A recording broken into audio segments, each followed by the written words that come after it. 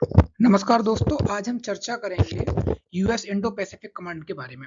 हाल ही में कुछ ऐसे घटनाक्रम हुए हैं कि यूनाइटेड स्टेट ऑफ अमेरिका ने दोबारा से अपने पैसिफिक कमांड का नाम चेंज करके यूएस पैसिफिक कमांड कर दिया है। 2018 में इसको यूएस इंडो पैसिफिक कमांड बोला गया था, लेकिन दोबारा से इसको यूएस पैसिफिक कमांड किया गया है। आइए इसकी हिस्ट्री के बारे में जानते हैं, इसका इंडिया पे इम्पैक्ट जानेंगे और इसकी सीमाएं कहाँ तक लगती है मैप के द्वारा उसको डिटेल में समझेंगे और भारत के लिए क्या इसमें छुपा हुआ है उसको भी थोड़ा सा हम लोग एनालिसिस करेंगे।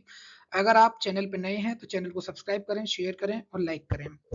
आइए दोस्तों, as you seen in the screen कि ऐसा आप स्क्रीन पे देख पा रहे हो कि US Pacific command Indo Pacific command कर दिया गया। सबसे पहले क्या हुआ था मैं आपको थोड़ा सा इसकी हिस्ट्री में बताता हूँ। You can see some headlines as well. US rename Indo Pacific command to US Pacific command title in the major wave. You can see on the screen like US drop Indo from the Pacific command. तो आप बड़े बड़े अखबारों की headlines आप देख सकते हो, टाइम्स, इकोनॉमिक टाइम्स की, फर्स्ट पोस्ट की, ऐसे ही आप। ये यूपीएससी का एक फेमस टॉपिक है, मैं इसके बारे में भी बताऊंगा आपको, मैरीटाइम सिक्योरिटी के बारे में। ये आपका यूएस पैसिफिक कमांड का जो ट्विटर हैंडल है उसके द्वारा आप ये ऑफिशियल ट्वीट भी देख सकते हो कि वी आर रिवर्ट बैक। उनका कहना है कि हम दोबारा से यूएस इंडो पैसिफिक कमांड से यूएस पैसिफिक कमांड हो चुके हैं। तो आइए थोड़ा सा ये इनके जो क्या बोले इनको, वॉर, इनका जो डिपार्टमेंट ऑफ डिफेंस था उसको चेंज करके इन्होंने डिपार्टमेंट ऑफ वॉर कर दिया था। उसके हेड हैं ये पीटर। इन्होंने भी इसको ट्वीट करते हुए बोला है कि हमने दोबारा से यूएस पैसिफिक कमांड कर दिया है। ये कौन है? वहां के रक्षा मंत्री। आइए थोड़ा सा हम लोग डिस्कस करते हैं। जैसा आप मैप पे देख पा रहे हैं कि यूनाइटेड स्टेट ऑफ अमेरिका दुनिया में अपनी कुछ कमांड बनाए हुए हैं। जैसे अभी ईरान इजराइल और यूएस वाला जो कॉन्फ्लिक्ट चल रहा था वो कहाँ से चल रहा था? यूनाइटेड स्टेट की सेंट्रल कमांड के द्वारा। जो आप ये वाला रीजन देख रहे हैं ना, यूनाइटेड स्टेट सेंटकॉम, यहाँ से वो चल रहा था। ऐसे ही यूएस पैसिफिक कमांड कौन सा? ये वाला रीजन है जो जो साउथ चाइना सी में है। साउथ चाइना सी, इंडोनेशिया और फिलीपींस, ये वाला जो एरिया है ना जिसमें इंडिया का ये पार्ट, ये यूएस पैसिफिक कमांड है। ऐसे यूएस साउथ कमांड कौन सा? ये रहा। यूएस नॉर्थ कमांड ये है। यूएस अंटार्कटिका वाली कमांड कहाँ? ये। तो ऐसे आप डिफरेंट डिफरेंट कमांड के द्वारा यूनाइटेड स्टेट ऑफ अमेरिका पूरी दुनिया पे अपना कंट्रोल रखता है, या फिर कहें कि अपनी एक नजर रखता है। ऐसे ही यूरोप के लिए यूएस इकॉम के नाम से है। तो अभी दोस्तों क्या हुआ कि यूनाइटेड स्टेट ऑफ अमेरिका ने अपनी इस कमांड का नाम चेंज करके दोबारा से यूएस पैसिफिक कमांड कर दिया गया है। अब सवाल ये उठता है क्या पहले से इसका नाम क्या था? तो दोस्तों इसका नाम पहले भी यूएस पैसिफिक कमांड ही था, लेकिन इन 2018 मतलब 2018 के अंदर प्रधानमंत्री मोदी और यूनाइटेड स्टेट ऑफ अमेरिका के राष्ट्रपति डोनाल्ड ट्रंप जब पहली बार आए थे बाइडन से पहले, उस समय इन दोनों ने संग्रीला जब डायलॉग हुआ था दिल्ली के अंदर, तब इन्होंने नाम को चेंज करते हुए यूएस इंडो पैसिफिक कमांड कर दिया गया था। अब वर्ड आता कि इंडो क्यों ऐड किया गया था? क्योंकि भारत का बढ़ता इन्फ्लुएंस, दबदबा देखते हुए, भारत को एक मेजर पावर देखते हुए इन्होंने इस चीज को उस समय नेम दिया गया था। लेकिन दोबारा से इन्होंने इस चीज को फिर रिवर्ट कर लिया है। आइए थोड़ा सा और जानते हैं डिटेल में। यू कैन सी कि देखो, अब बात करते हैं कि 1 जनवरी 1947 president Harry S Trueman, the command operator under the US Pacific command banner for the over 70 years, standing as the oldest and largest of the United States United Combatant Command।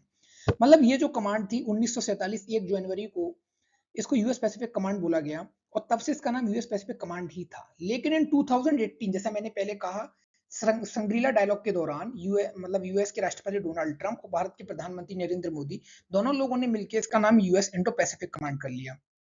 In 2018 defence secretary James Mattis, उस समय United State of America के defence secretary कौन थे? James Mattis. उन्होंने और भारत के रक्षा मंत्री भी थे और साथ में भारत के प्रधानमंत्री, उन्होंने इसको इंडो पैसिफिक कमांड किया। क्यों किया था? क्योंकि भारत का बढ़ता इन्फ्लुएंस देख के, भारत का एक इन्फ्लुएंस था इंडियन ओशियन के अंदर, या कहें भारत के इंडिया नाम को लेते हुए उन्होंने इंडो पैसिफिक कमांड रखा था। वो भारत को एक मेजर पावर देखते थे और थोड़ा सा उसको एनालाइज करते थे कि जो भारत है उसका एक अपने आप में दबदबा है। इसी के मद्देनजर क्वाड को दोबारा से पावर दिया गया, मतलब कहें तो क्वाड को दोबारा से एनर्जी दी गई।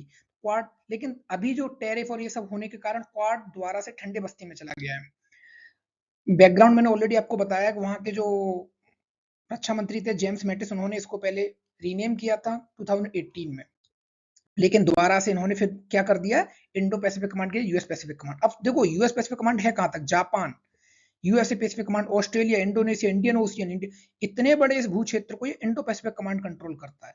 इधर तो है ही इनकी कौन सी कमांड है? यूएस सेंटकॉम, जो ईरान इजराइल यूएस और गल्फ कंट्रीज में दबदबा बनाए हुए, वो कौन सी कमांड है? सेंटकॉम। आपको ये समझ में आ गई होगी पैसिफिक कमांड किस तरफ है, सेंटकॉम किस तरफ है, नॉर्थ कमांड कहाँ है, साउथ कमांड कहाँ है, यूरोप की कमांड कहाँ है।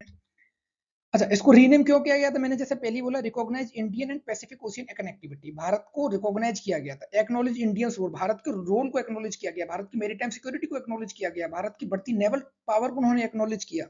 और चाइना को काउंटर करने के लिए कहीं ना कहीं चाइना जरूर इनके उस सेंटर में रहा है, चाहे वो क्वाड का गठन हो। और चाइना तो पहले से ही कहता आया है कि क्वाड एक एक्सटेंडेड नाटो, बट इंडिया ने हमेशा उसको मिलिटाइजेशन करने से मना किया है। दूसरा, इसकी स्ट्रेटेजिक ज्योग्राफी क्या है? इंडियन ओशन ज्योग्राफी है, सी, लैंड, ट्रेड तीनों के द्वारा, और balancing power in Asia. US का मेन मोटिव था कि पावर को बैलेंस किया जाए एशिया में।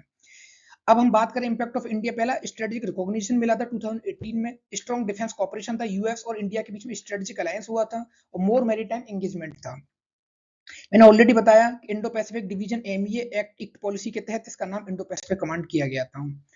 क्वाड के अंदर कौन से देश हैं? India, US, Japan, Australia, free open Indo Pacific reason इनका एक मोटिव था, और मैरीटाइम कॉपरेशन। इसको ध्यान में रखते हुए इस कमांड को रीनेम किया गया था, क्वाड का गठन किया गया था। लेकिन दोस्तों दोबारा से इसमें चेंज कर दिया गया 2026 में, यूएस पैसिफिक कमांड। ये भारत के लिए चिंता का विषय है। क्यों? क्योंकि ये कहीं ना कहीं इंडिया को रिकैलकुलेशन करने पे थिंक करेगा कि बिल्ड इंडिपेंडेंट मैरीटाइम पावर, क्योंकि आप किसी के कंधे पर रख के नहीं चल सकते हो। इसीलिए हम बार बार कहते हैं इंडिया को इतना ज्यादा स्ट्रांग होना चाहिए सिक्योरिटी के मामले में, जैसा गवर्नमेंट कर भी रही है। गवर्नमेंट लगातार कॉपरेशन बढ़ा रही है, लगातार एडवांस कर रही है मिलिट्री को, वैसे ही करना चाहिए, क्योंकि we can not rely on any other partners. खासकर अमेरिका जैसे देशों में हम रिलाई नहीं हो सकते हैं। और दूसरा हम बात करें दोस्तों यूपीएससी टेक वे की वजह से हम बात करें, तो देखो दोस्तों ये हमेशा क्वेश्चन पूछा जाता है मैरीटाइम सिक्योरिटी के बारे में, what is the impact of India on maritime security. ये भी हो सकता है मेंस के अंदर क्वेश्चन आए कि how do you see the changes that occurred in the Indo Pacific region that US command has got renamed to Indo Pacific. तो like that you can think, UPSC में हमेशा मेरीटाइम सिक्योरिटी पे question आया, Quad के ऊपर हमेशा कुछ ना कुछ क्वेश्चन, इंडिया यूएस रिलेशन के ऊपर क्वेश्चन आ सकता है। आप इसको कैसे देखते हैं? आप लोग थोड़ा कमेंट में बताएं। अगर वीडियो अच्छा लगा हो तो चैनल को सब्सक्राइब करें, शेयर करें, और हमें थोड़ा मोटिवेशन दें। हम कोशिश करेंगे अपनी आवाज को इम्प्रूव करने का, कंटेंट को और इम्प्रूव करने का। बस आप लोगों का प्यार हमारे साथ बना रहे। हमारे साइड से ही धन्यवाद।